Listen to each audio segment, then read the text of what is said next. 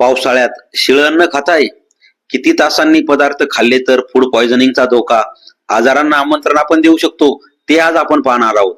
त्यापूर्वी आपला channel subscribe करून ठेवा, ज्यामध्ये आपल्याला आरोग्यविषयक भरपूर सल्ले पाहायला भेटतील.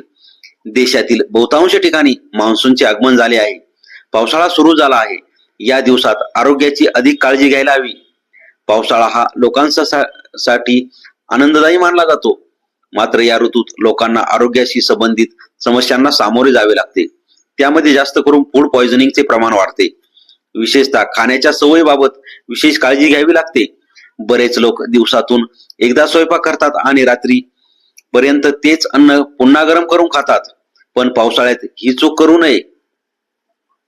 या संदर्भात आहार तज्ञ सांगतात, पावसाळ्यात तापमान कमी होते आणि हवेतील आर्द्रतेचे प्रमाण वाढते. अशा वातावरणात जीवाणू, बॅक्टेरिया आणि बुरशी वेगाने वाढू लागतात. यामुळेच पावसाळ्यात फ्रेश अन्न खाण्याचा सल्ला दिला जातो. पावसाळ्यात शिळे अन्न खाऊ नये.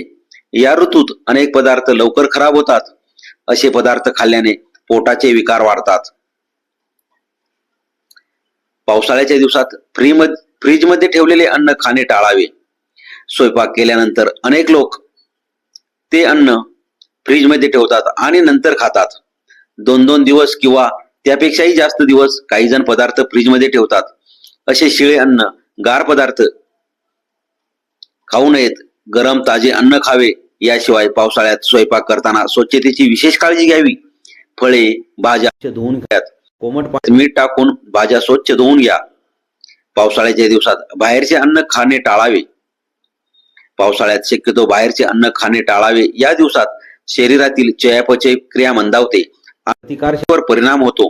अशा परिस्थितीत आजारांचा धोका वाढतो. यामुळे लोकांनी चयापचय आणि प्रतिकारशक्ती वाढवण्याचा प्रयत्न केला पाहिजे. यासाठी आहारात आले, लसूण, लिंबू यांचा समावेश करावा.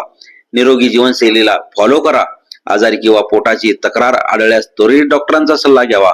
व्हिडिओ आवडला असेल तर आपला चॅनल नक्की सबस्क्राईब करा. धन्यवाद.